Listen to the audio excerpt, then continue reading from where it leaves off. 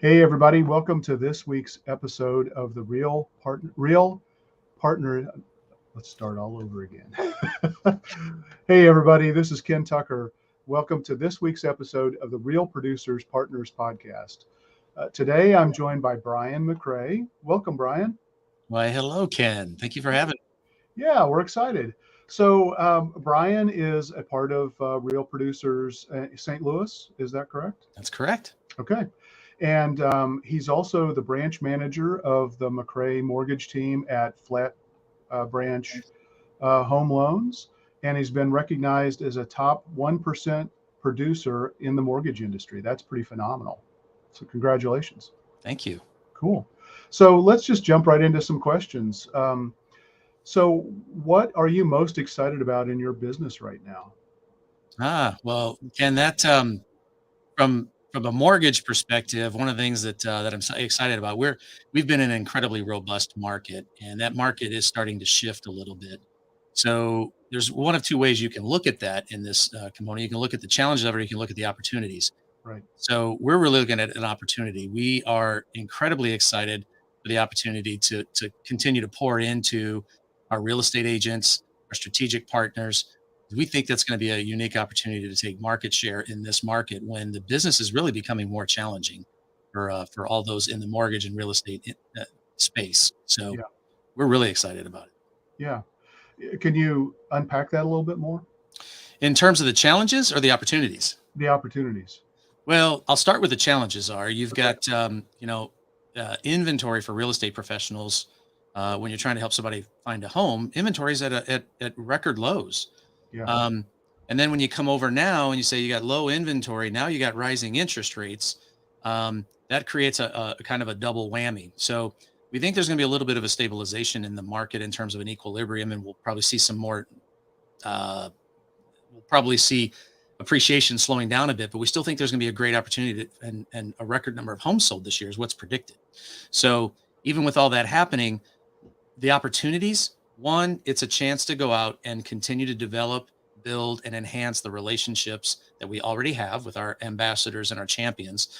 But as we're looking at potential champions, those people who we could be helping more, we're really excited about that. And we think we've got a platform on our team from a standpoint of being able to provide value to our strategic partners, specifically those in the real estate industry.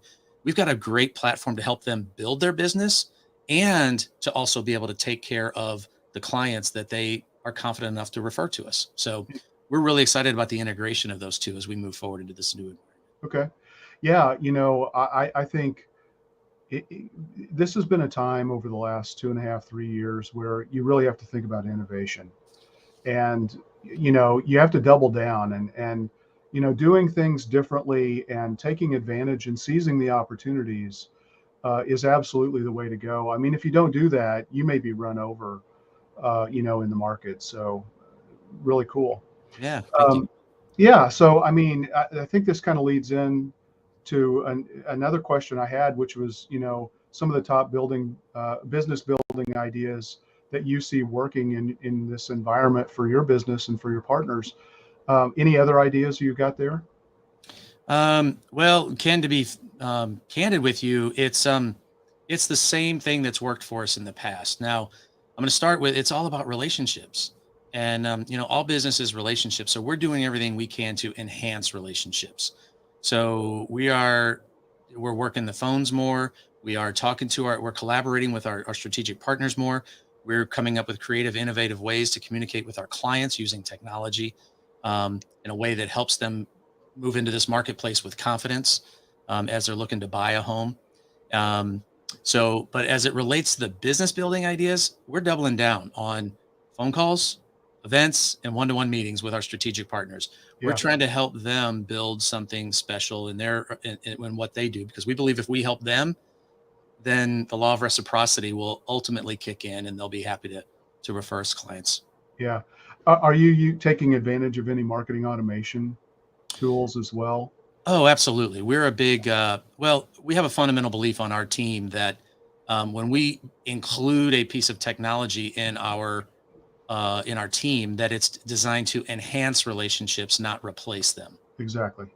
So if it's enhancing a relationship, we want to integrate it. So From a client perspective, we're using some really cool point of sale presentation materials to help a client understand. Here's something really interesting. We'll take, if a client is shopping around, we'll take the competitor's information, put it into a report for them, give them put it in a user interface where they can make an easy decision. So that's just one example. We're also customizing some things inside that report that updates with them on the fly. They don't have to drive to us. We can get on a call just like this, and they're seeing a report that shows them what their interest rates are, what their closing costs are, and and it's comparing different options to help them strategically make a decision based off their goals. That's one example. The other example that we're doing is we're doing a lot of database. Anytime we have a client or a strategic partner, they go into a database, and we're using that to try to pinpoint marketing materials that will support them in their journey. If it's a client, we're automating some things there that will touch them at critical points of either their search process or their inquiry process. Yeah. And from a strategic partner standpoint, we're doing a lot of, we're helping them understand some of the ways that some of the technologies that we have that will help them grow their business and enhance the relationships that they have. Yeah. Yeah. I mean, it's so important to provide contextually relevant information as somebody moves through their buyer's journey.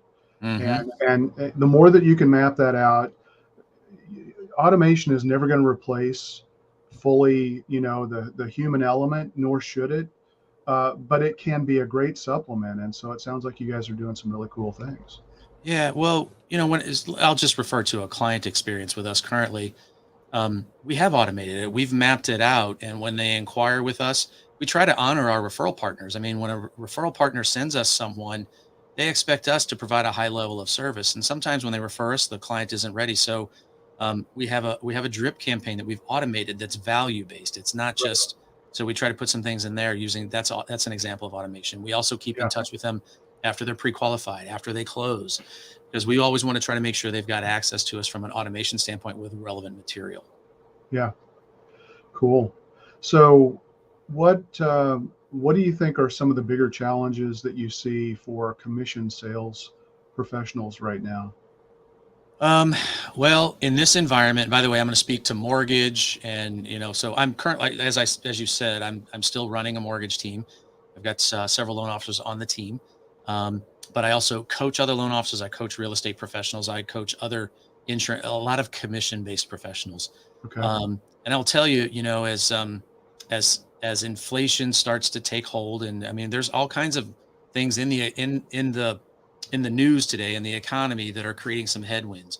So what I'm seeing is individuals trying to struggle to figure out how they're going to market, and they're looking for new ways to do old things.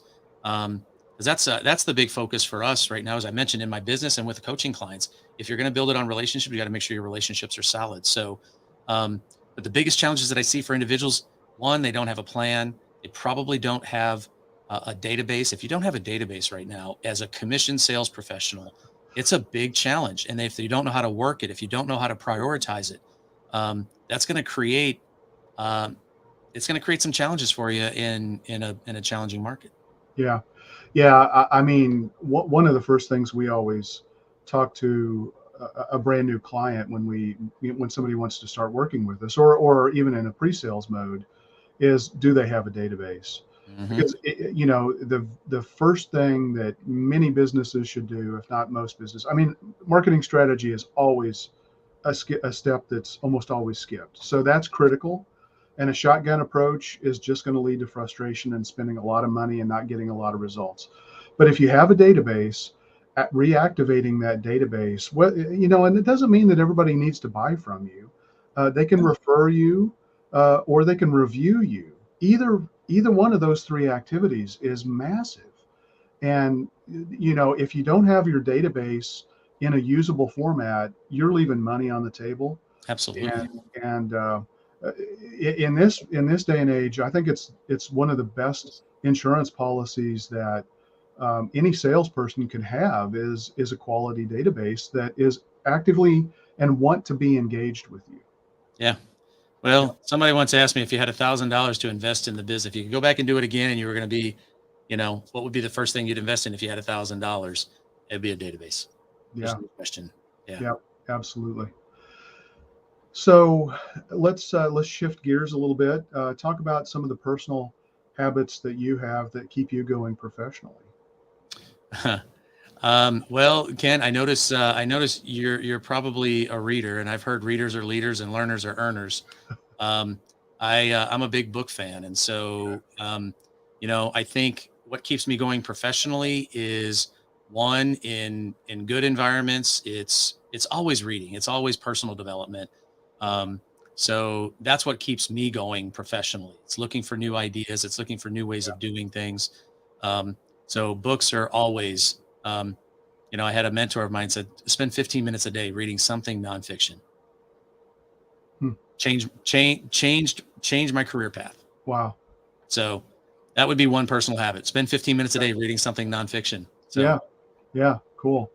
Yeah. Well, I have a philosophy undergraduate degree, but I have a science minor. So for wow. me, I love learning and I love experimentation, and in the world of digital marketing, I mean, that's all it is. Right. So I mean, that's and fortunately, because I think those are my natural attributes and Yeah. and the ways I like to learn. That's I spend an awful lot of time. So yeah, you'll see a lot of books behind me. Got some good ones. Yeah, yeah, absolutely. So let's see here. Tell me a little bit about your coaching practice. The coaching practice. Yeah. So, well, a little bit of background. About 10 years ago, um, I was always told that you're compensated for the value you have in the marketplace. And I was a pretty good loan originator. As you mentioned, a top 1%. I don't say that to impress, but it was just, I had built a pretty good practice. And about a decade ago, we were in a similar, kind of economic situation. If you go back to, 2000, that's probably closer to 15 years ago. But if you go back to 2007, 8, and 9, Yeah. the economy started shifting. Well, in 2010, I kind of had this idea of adding value to the real estate community and the financial services community. Again, commission sales professionals. So I started an event, Okay. um, and it's called the Mastermind Project. And we started running that here in St. Louis. We did it once a month. And that really was the basis for a coaching program. So I started just sharing ideas that were working in my practice from reading books. All right. And it just started to take hold. And that event's been going on. We'll be celebrating 11 years. So the Wow. point is that that once that started occurring and people started seeing results, they started asking me to help train them. And so we created some content to help them build a referral based business. And then some people wanted to they want people can take all the learning, they can go study something, but putting it to practice usually becomes a challenge. So that's where Right. accountability came in. Yeah. Some individuals were asking me for some accountability, so I started um, the Accelerate coaching program. Okay. And so that's designed for commission sales professionals, small business owners. And we just had some amazing stories, and there's really kind of uh, 5 ingredients that go into this group. And it's, they all have a vision. They all have putting a plan together. They're pursuing it on a what we call it the momentum system. And then there's some metrics that we manage each week. Each of them determine which metrics they're going to report on. They kind of bring that to the table. It's that, again, having an idea what's important to your business, working on the majoring in major things and minoring in minor things. Yeah. So they all know that. And then the fifth element or the fourth element was time allocation. They make sure they allocate time to getting those things done. And then the fifth one is joyful accountability. If somebody says they're trying to build something special, but they're not doing the activities, then they all get a spotlight, and they're asked about the challenges that they're having in their business so they can overcome them. And it's just really the stories that we have from that. We just had a revenue roundtable. All of us were trying to figure out, hey, as we go into this new economy, revenue is going to be at a premium. So we got together as a group. There were 14 of us that got together and just shared some revenue. Everybody had to bring one revenue generating idea and share it and have it picked apart by the rest of the coaching group. And it was awesome. So, one guy's got a multi-million-dollar opportunity in front of him, and he was focused on another pretty good opportunity, but it wasn't multi-million dollars. And he kind of got one little idea there that probably will change, has a good probability of significantly impacting the financial future of his family for a long, long time. So, Wow. Wow. Yeah. Yeah, it's great to be a part of those types of groups. You know, the knowledge that you can gain just by having somebody from the outside looking in, you know, and taking the core of an idea and making it better is just so powerful, and that's really awesome. So how do you guys meet, like, monthly, quarterly? No, How's this our mastermind, the Accelerate Mastermind Coaching Program, that meets that's the accelerated coaching program that meets on a weekly basis. We get Okay. together for an hour, Yeah. and we're reading books. We're holding each other capable, not accountable, but capable. And then yeah, each person gets a spotlight session each week, and or Yeah. each we rotate it, and it's just so insightful because you've got a group full of people, very limited, so we get to know each other very well. Right. We have everybody sign an NDA, so there's no Right. information being leaked outside the group, and people start sharing real stuff. Because what I've learned, Ken, is that another mentor of mine told me isolation is the enemy of excellence. If you want to build something excellent, you can't do it alone. And so, in these challenging environments, you got to be able to have a place to come and share challenges and wins and desires, what you're trying to build, so that other people, one of the coaching clients said recently, he goes, this group is like a time machine. I get to borrow the wisdom, the experience, the mistakes. We celebrate mistakes in our group because what it does is it prevents me from making them. If you make a mistake, I get to learn from it. If I make a mistake, you get to learn from it. And Right. we don't. So that's buying wisdom. That's buying time. Yeah. So yeah. Well, another thing that I see a lot is, um, people are so concerned about making a mistake that they don't do anything, Hmm. and the cost of inaction is usually huge. And whether it's, um, I'll just take online reviews, for example. If you don't have any online reviews about your business, that still speaks volumes about your business, because most people want to look for online reviews when they're looking for somebody that they want to work with. And if they go there and they don't see any reviews, they're going to either think they're not very good, or nobody cares enough about this business to write a review. Right. And so inaction is, in many cases, it's worse than doing something and failing. I mean, obviously there are catastrophic failures that Right. you don't want to make. But I think it was IBM, and I think you came from an IT background, if I remember right, as did I. um, IBM basically, their whole philosophy about moving business in the online world was fail fast, quickly, Hmm. because you get that feedback loop. And the same thing is true if you're running Google ads or any form of advertising. You want to take that feedback and optimize it to continue to improve. You're going to be rewarded by better conversions and cheaper cost per click. So yeah, you've got to take action. I mean, that's just huge. And having a safe environment, to help facilitate that, I think is a really smart idea. Uh, Thank you. So, Yeah, that's yeah, good. yeah. So, what? Let's get back to your team a little bit. What do you think sets your team apart?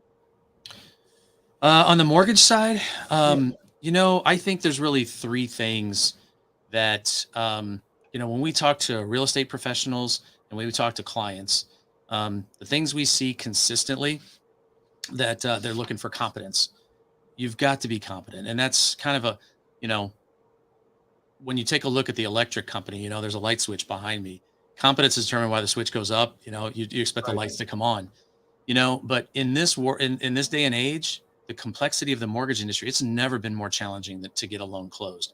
Compliance has gone through the roof, and the experience of the loan officer matters tremendously.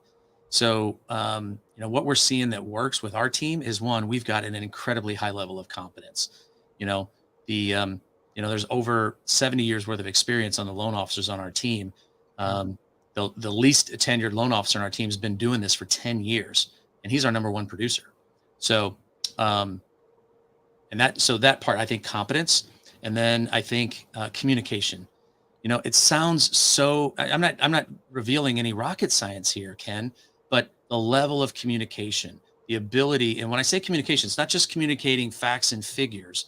It's also being able to, it's having a high emotional intelligence to be Yeah. able to understand where somebody's at emotionally, and be able to ask the right questions to have them unpack, whether it's a real estate agent struggling with a client trying to help them, or if it's a client that isn't really sure. We just had a situation where a client was stuck. They came to us, they were referred to us at the last minute. They were stuck on finding a home. They couldn't find anything, and we kind of walked through and said, "Well, what is your challenge?" And they just said, "Look, we are incredibly payment driven." And so they had gotten pre-qualified at a number with someone else. And when we spoke to them, we kind of walked through. I don't know if you remember that piece of technology that we talked about earlier. Yeah. We put it on a screen in front of them. We said, "Well, what do you think would have won this house?" They said, "We were told that the house, that the winning bid was about $20,000 higher than what we were comfortable doing." Well, we showed them how that impacted their net worth going forward. And it was communication that unlocked that. They turned around, they wrote their next offer, and they won. Okay. It was Yeah. communication and then competence combined with that. Yeah. So those two things. And then the third one, honestly, is just the consistency factor. Yeah. You know, you've got to be able to deliver at a high level on a consistent basis. So I think those three things are really what set our team apart in this marketplace: a Okay. high level of competence, an incredible sense of communication. They are looking to make sure they completely understand and unpack through curiosity what our clients and our strategic partners are trying to accomplish. And we just try to do it. And everyone on our team understands that we have to do it consistently, because our Yeah. name is the only thing that we have. Yeah. I would assume there's a strong need for patience as well, just Oh because my. the crazy environment we've been in, where people, I mean, I haven't experienced this personally, but I've heard stories where people have written several offers, and they don't ever get the home. And so obviously you guys are got to be able to deal with that and help people kind of navigate that, both not only from the buyer perspective, but also, from the realtors that you're working with, Right. because and be a problem solver to help them like you just mentioned, overcome those challenges. Well, Ken, I think there probably would be a fourth C if I could really add it, what sets our team apart. Okay. It's probably collaboration. Okay. And what I mean by collaboration is we're collaborating as a team. Because you said it takes patience. Well, how does collaboration equal patience? Well, um, I believe the loan officer role is so difficult. You've got to be able to market, you got to be able to sell, and you got to run the operations mostly. And so what we've done is we've tried to segment what the area of expertise, where each member of our team is really excellent, and we Okay. focus them on that. So our loan officers can be patient because they're not having to worry about the operational side of things. We've partnered with a great company, and we've got a great team that's supported there. So that frees up our loan officers to be patient, to take the extra 5, 10, 15, 20 minutes to explain a concept to a customer that will allow them to proceed with confidence in the market if they decide to make an offer. So yeah. So I would say there's really 4 C's. It's the Yeah. communication, Yeah. or excuse me, competence, communication, consistency, and then again that 3.5, that it would be collaboration. It's a very collaborative team. Yeah. Yeah. All right, cool. So I've got a couple of questions that Diane would like for me to ask, which is, if you had to choose between two superpowers, being invisible or flying, which would you choose? Um, you know, uh, I'd have to fly. If somebody asked me what my favorite animal would be, and I'd be an eagle. I mean, Yeah. just being able to take, and there's no question. Yeah. It'd be Yeah. I mean, I talked about this with Diane, and being invisible would be really intriguing, but I think it would also be so tempting. Where Yeah, there, put it it, this way. There's so many positive things about flying, right. and there's so many you use the word temptation. There's too many temptations, Yeah. and I don't want to show up I'd like to be transparent in a room, but I'd Right. like to be seen. I'd like to be transparent but seen. I don't know that I'd like to be invisible. Yeah. So, and the last question I have for you today is, what's the strangest thing in your refrigerator? Strangest thing in my refrigerator. Um, yeah, strangest thing in my refrigerator. Um, that's a great question. I'm gonna say, well, currently it's got to be current. So, um, we've got a celebration cake in there. My daughter is graduating, and so we've got a cake in there. That doesn't happen all the time, so it's strange. It's not very Yeah. unique, Yeah. but Yeah. it's a pretty nice elaborate cake for her that we're going to be using Oh, to cool. celebrate her. Awesome. So, Well, congratulations to her. So, yeah, and to you. yeah, So, exactly. All right, Brian, let me get your website here. Put that on the screen. But tell me, how can people get a hold of you? What's the best way for people to reach you? People typically are reaching out to me for one of three things, and it's mortgage assistance. We love the McRae Mortgage Team loves helping. You can get to us there on the McRae Mortgage Team. Some of them like to attend events that we run, and that's the Mastermind Project. You can get that there. That's a free event for everybody to attend. Some individuals have called, if they want to inquire about coaching, same website. It's all listed there. So we've got resources to help our strategic partners grow their business. And then we've also got access to the competence side of things Yeah. through the McRae Mortgage Team. And you can reach out there and we're happy to help. Okay. Awesome. Well, Brian, thanks so much. I really enjoyed talking with you. It sounds like you're doing some really cool, amazing things, and really enjoyed our time. Well, thank you to Diane and the Real Producer team. This has been a real honor, and we're thankful to be part of it. Yep. All right. Thanks. Have a All great right. day. All right, Ken. Appreciate you. Bye-bye. Goodbye.